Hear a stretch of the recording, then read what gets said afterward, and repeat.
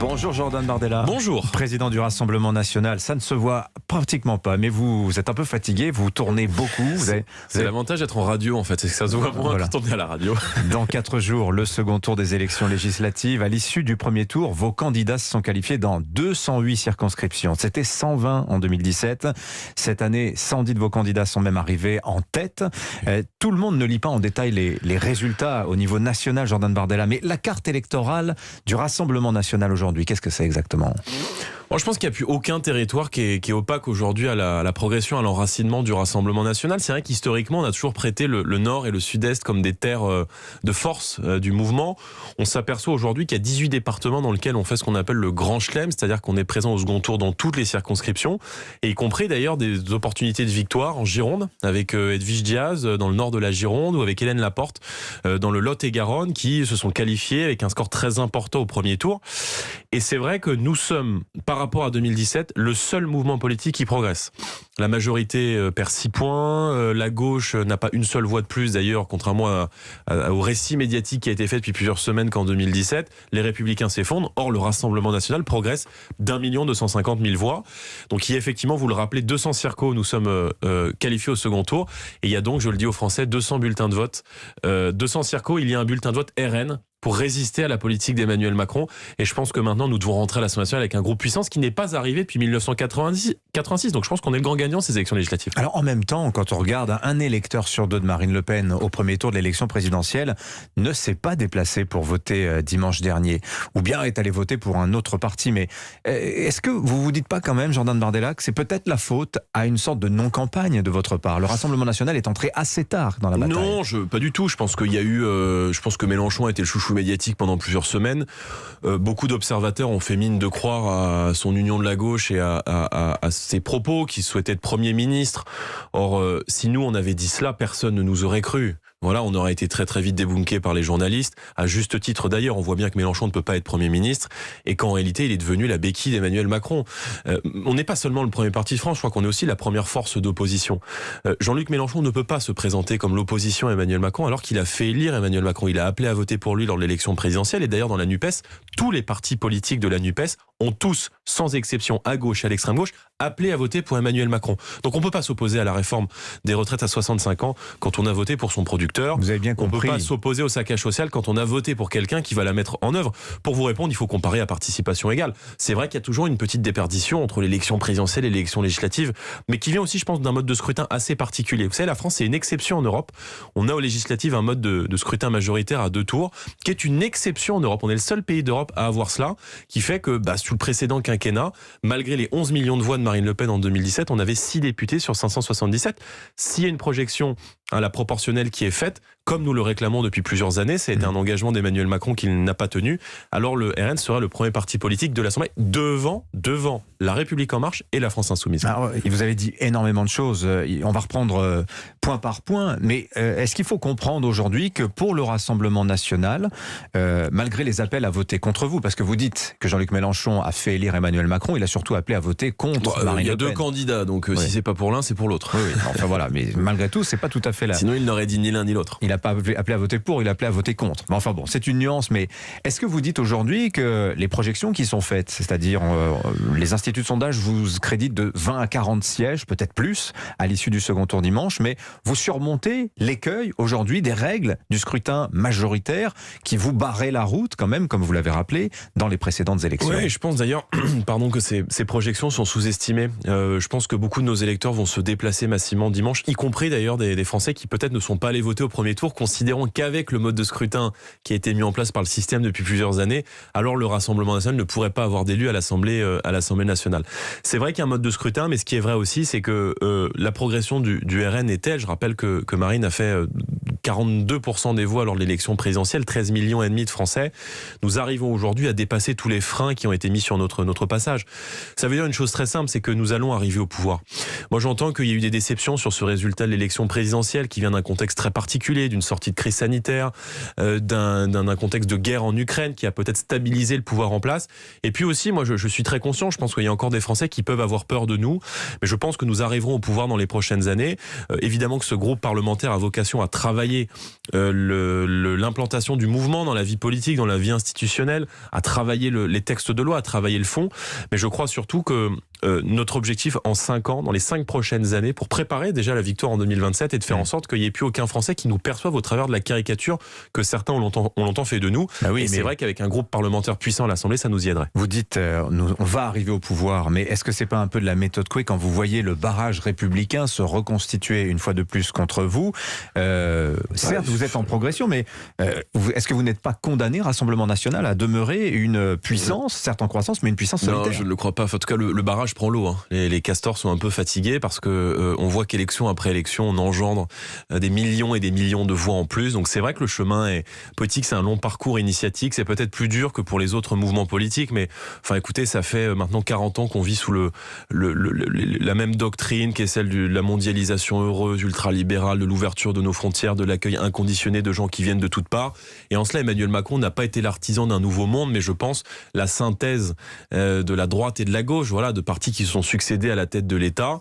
On assiste aujourd'hui à une tripolarisation en réalité avec ce bloc de gauche et d'extrême gauche que moi je combats parce que c'est un bloc wokiste, indigéniste, communautariste qui soutient le Burkini, qui explique que la police tue, qui veut faire en matière économique de la France le Venezuela, le bloc d'Emmanuel Macron qui eux veulent transformer la France en une salle de marché, et puis nous les nationaux, les patriotes dont je crois que les idées sont majoritaires dans le pays, à nous maintenant aujourd'hui de poser les fondations pour demain gouverner notre pays. Et donc moi je dis aux Français, résistez, amplifiez, confirmez votre vote et donnez-nous un groupe puissant. Regardez, avec 6 députés sur 577, on a réussi en 5 ans à imposer nos thèmes dans le débat public, à arriver au second tour de l'élection présidentielle. Donc je vous laisse imaginer ce que ça peut donner dans 5 ans avec 40, 50, 60 ou 100 députés RN. Oui, tout de même, Jordan Bardella, quand vous entendez Jean-Luc Mélenchon qui, à 20h30 dimanche dernier, dit « Si je suis Premier ministre, le SMIC à 1 500 € dans 10 jours, le blocage des prix, la retraite à 60 ans, que vous défendez également, en discussion dans un mois. Est-ce que vous ne vous dites pas que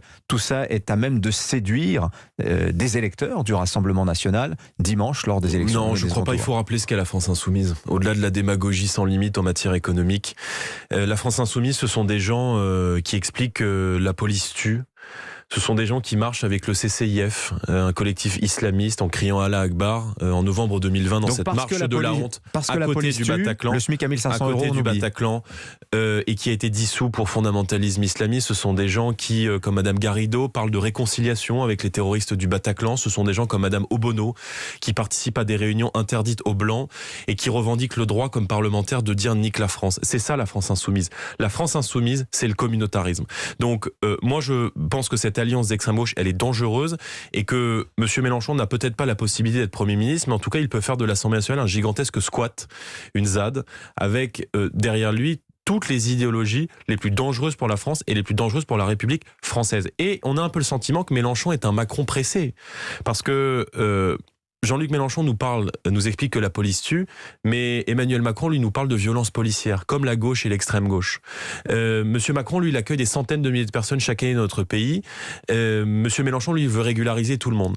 Donc, tous deux appartiennent au camp de ce que moi j'appelle les déconstructeurs. Ce sont des gens qui veulent déconstruire notre identité nationale, déconstruire nos modes de vie, qui, en matière économique, refusent le moindre contrôle, refusent le moindre patriotisme économique. Nous, on propose des choix différents. Et je veux juste te dire que si nous n'avons pas ce groupe puissant à l'Assemblée nationale dimanche, alors je pense que la question du pouvoir d'achat, l'inquiétude des fins de mois difficiles que nous avons portées, la question de l'immigration, vous n'êtes pas le seul, la question de la défense de nos modes de vie, alors je pense qu'elles disparaîtront de l'hémicycle et qu'elles disparaîtront de l'Assemblée nationale et donc du débat politique français. Donc il est essentiel que les avocats du peuple que nous sommes puissent représenter et défendre les Français pendant 5 ans. Et moi je dis aux Français, aidez-nous à vous défendre pendant 5 ans.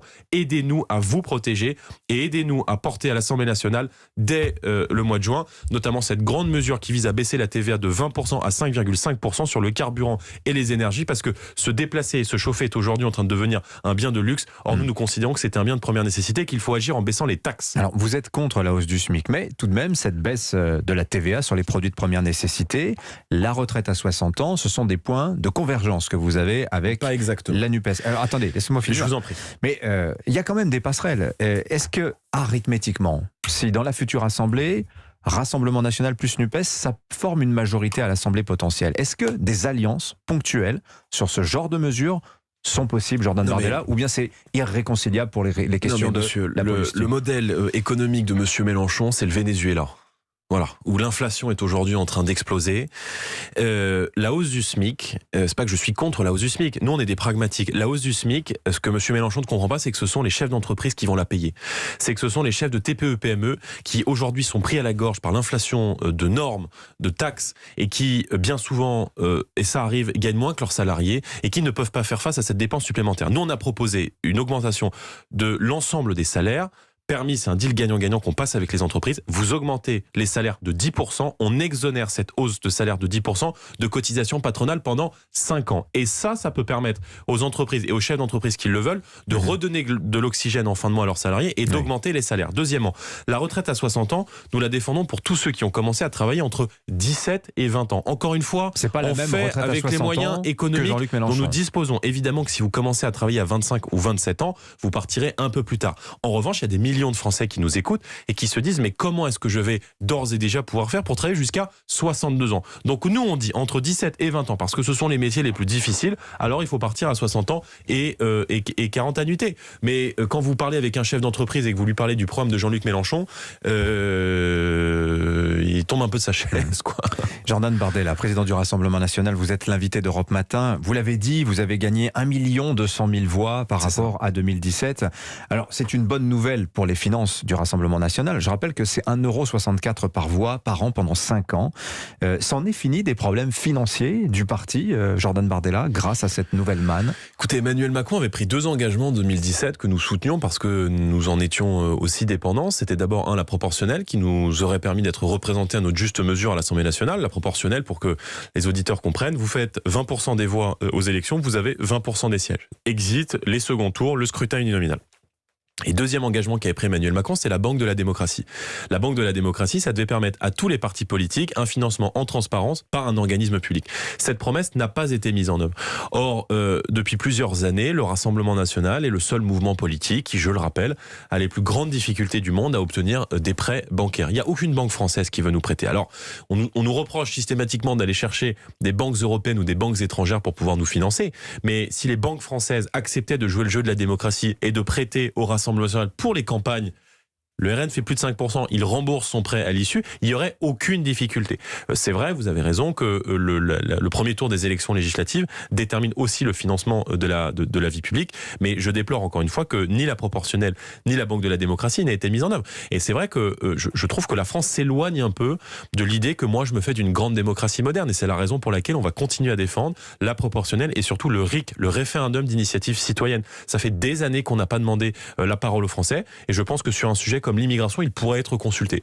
Parce que je pense qu'il y a des millions de Français qui nous écoutent ce matin, qui ne reconnaissent plus le pays dans lequel ils ont grandi, qui ont parfois le sentiment de se sentir étrangers dans leur propre pays et qui aimeraient être consultés sur l'accueil inconditionné de centaines de milliers de personnes chaque année dans notre pays. Emmanuel Macron a battu tous les records et moi je dis aux Français, si dimanche Emmanuel Macron devait avoir la majorité absolue et les pleins pouvoirs, alors on en reprendrait pour plein pot de ce point de vue-là pendant 5 ans. Jordan Bardella, vous avez vu aussi ce chiffre, celui de l'abstention, 52% au premier tour. Et encore, si on ajoute les non-inscrits, ceux qui ne prennent même pas la peine de s'inscrire, on est à presque 60% d'abstentionnistes, ça monte à 70% chez les 18-34 ans.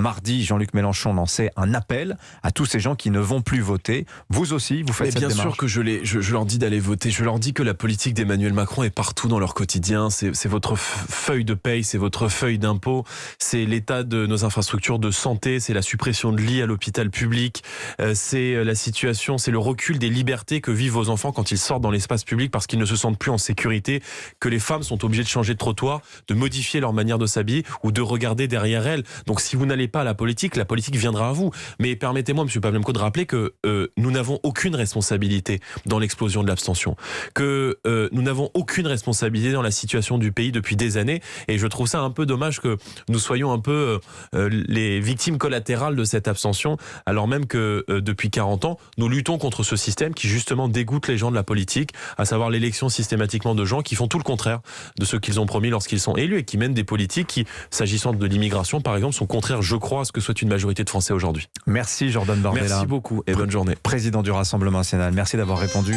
à l'invitation d'Europe 1.